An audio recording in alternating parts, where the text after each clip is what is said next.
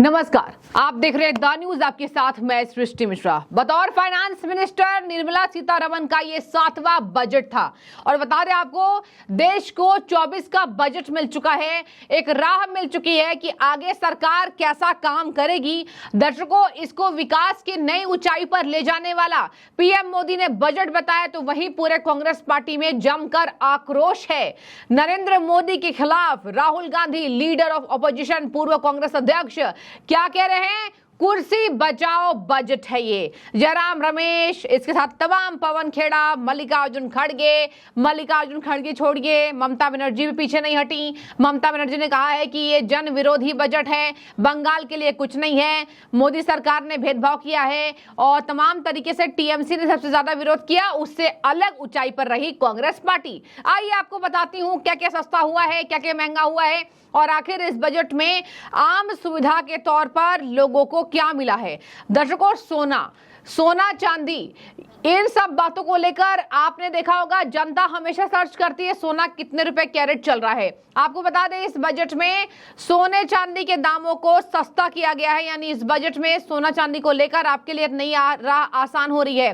Cancer की दवाइयां, आपको बता दें कि भारत सरकार की नजरें हैं अभी स्वास्थ्य पर। और बातचीत करें तो कैंसर, कहा जा रहा है कि इंडिया में कैंसर जो है वो बहुत तेजी से फैल रहा है और कैंसर का कैपिटल इंडिया को कहा जा रहा है, भारत को। बहुत तेजी से आप देखिए, हर घरों में कैंसर पाया जा रहा है। कैंसर का इलाज भी लाइलाज है और यही वजह है कि आज कैंसर की दवाइयों को लेकर आम बजट में एक बड़ी छूट थी।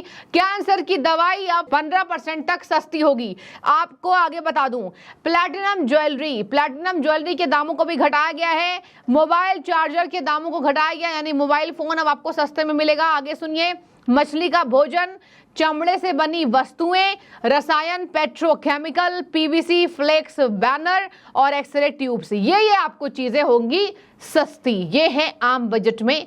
कैंसर को मद्देनजर रखा गया, जो कि सबसे जरूरत है।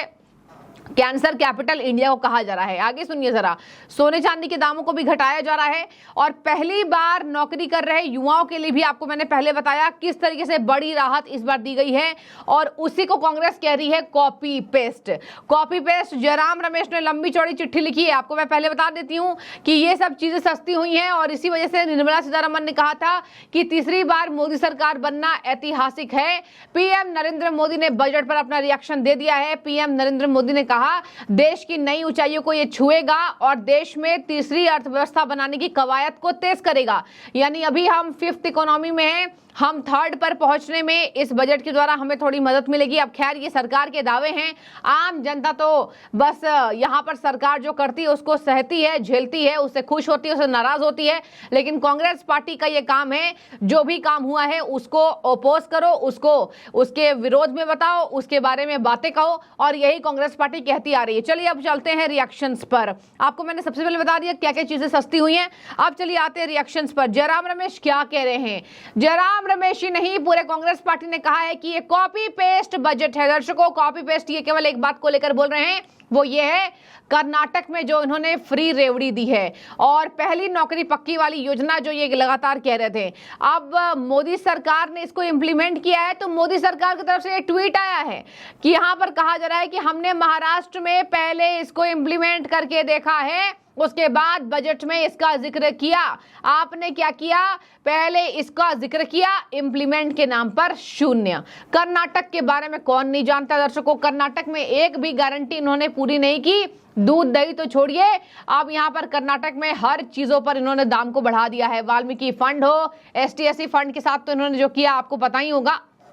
और अब यहाँ पानी तक के सरचार्जेस बढ़ा देना, जमीन घोटाले में सिद्धारमैया फंसे।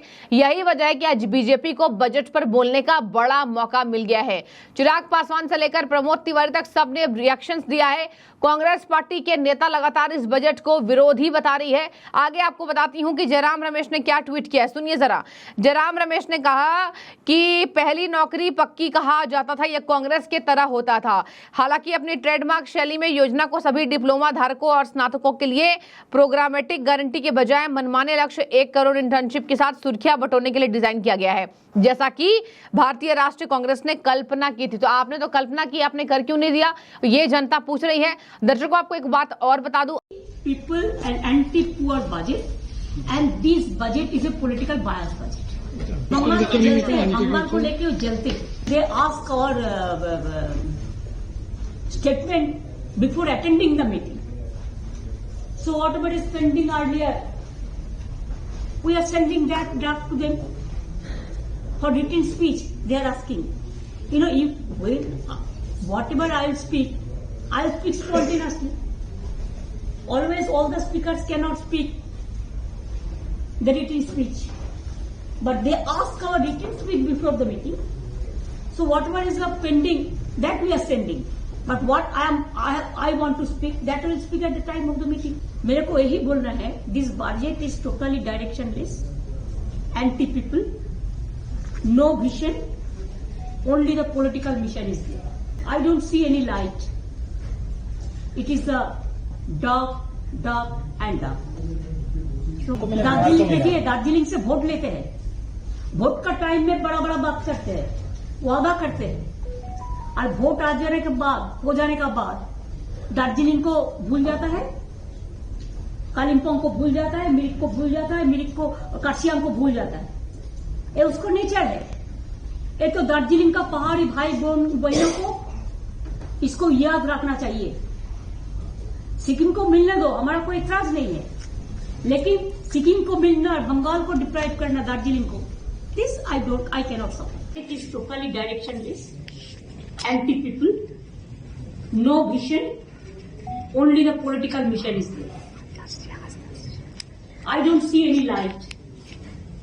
It is the dark and dark. आज आंध्र प्रदेश और बिहार के लिए स्पेशल बजट पास हुआ.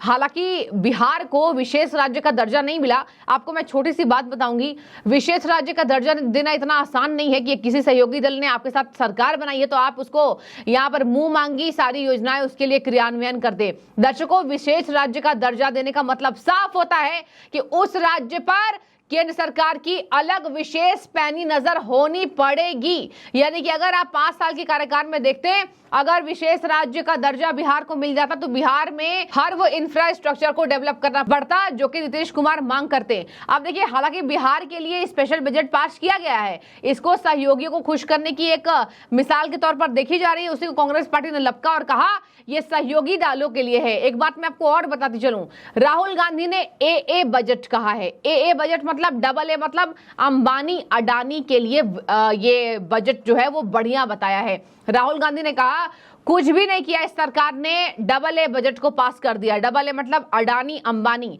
और अंबानी की शादी में कांग्रेस पार्टी के तमाम दिग्गज नेता गए हुए थे. खैर, ये बात बार बार दोहराने की जरूरत नहीं है.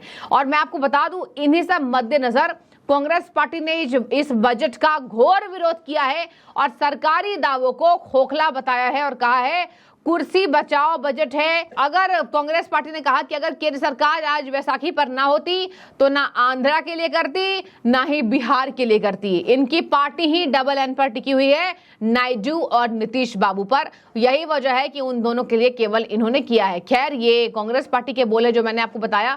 देखिए, इन सब तमाम बातों के बीच अगर जो चीजें सस्ती हुई हैं आपने उस पर चर्चा क्यों नहीं की. अब देखिए, कैंसर की दवाइयां, इलाज कराने में मरीज ही नहीं, आपको बता दें पूरे परिवार की इतनी बड़ी मुश्किल खड़ी होती है कैंसर के वक्त. और देखिए, इसी वजह से केंद्र सरकार ने सोचा कि कैंसर को लेकर बड़ी छूट देना बहुत जरूरी है.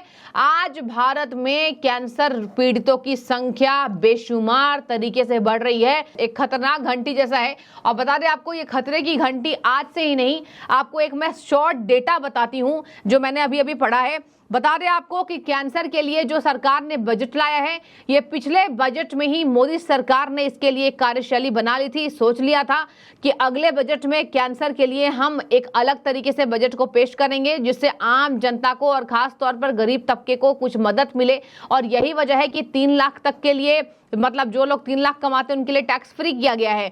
दर्शकों, कैंसर के लिए एक पिछले 5 सालों का जो डेटा है, बहुत दुगने स्पीड से भारत के हर घरों में कैंसर बढ़ रहा है और कैंसर के लिए सरकार ने बड़ा बेड़ा उठाया है. देखिए, आम जनता ही नहीं, पूरी यहाँ पर कांग्रेस पार्टी ही नहीं, यहाँ पर तमाम अलग पार्टियां ही नहीं, लेकिन ये भारत की आम जनता के लिए, जो गरीब नागरिक हैं, जो मध्यम वर्गीय परिवार के लोग हैं, उनके लिए थोड़ी राहत तो है. आप सोने चांदी का सस्ता होना ये आम परिवार ही नहीं, अपर मिडिल क्लास के लोगों के लिए भी बड़ी राहत बनकर आई है। लेकिन राहुल गांधी ने कुर्सी बचाने का बजट इसको बता दिया है। इसी पर अमित मालवीय ने रिएक्शन दिया है। अब देखिए, कांग्रेस के जयराम रमेश कह रहे हैं कि हमारा कॉपी पेस्ट है। अमित मालवीय ने लिख दिया कि अगर कॉपी पेस्ट है तो कर्नाटका में आप लोगों ने इसको जारी क्यों नहीं किया। ये तमाम बातें थी। और देखिए, यहाँ पर तमाम यूजर्स लिख रहे हैं, how can someone be so dumb to call it a bad budget and also call it copied from Congress party manifesto. यानी कि इसको कैसे कोई कुर्सी बचाओ बजट कह सकता है, और कोई इतना डम कैसे हो सकता है, कोई इतना बेवकूफ। मतलब राहुल गांधी को यूजर्स लिख रहे हैं कि बेवकूफ हैं जो कुर्सी बचाओ बजट कर रहे हैं, और लिख रहे हैं कि ये कुर्सी बचाओ बजट है, लेकिन ये कुर्सी बचाओ बजट नहीं है। तो तमाम रिएक्शंस मैंने आपको बताया। स्टील लोहे से लेकर क्रूज यात्रा, समुद्री भोजन, फुटवियर, सोलर पैनल, चमड़े की वस्तुएं, गहने, सोना चांदी, प्लैटिनम, ये सब सस्ते हुए हैं। तो 7 से 8 स्लैब ऐसे हैं जो सस्ते हुए हैं, और बाकी सरकार लगातार युवाओं के लिए, किसानों के लिए एक बड़ी सुविधा लेकर आई थी, जहां किसानों की आय को बढ़ाने की सरकार ने पेशकश कर दिया है इस बजट के द्वारा। 6,000 से 8,000 बढ़ा दिया गया है, और ये 4 किस्तों में आपको मिलता है। तो खैर, आपकी क्या राय है? अब इस बजट को आपने समझ लिया होगा, क्या सस्ता हुआ है, क्या महंगा हुआ है। जो भी राय हो जरूर रखिए। राहुल गांधी के तंज को क्या आप कहेंगे वो भी कमेंट कीजिएगा। शुक्रिया।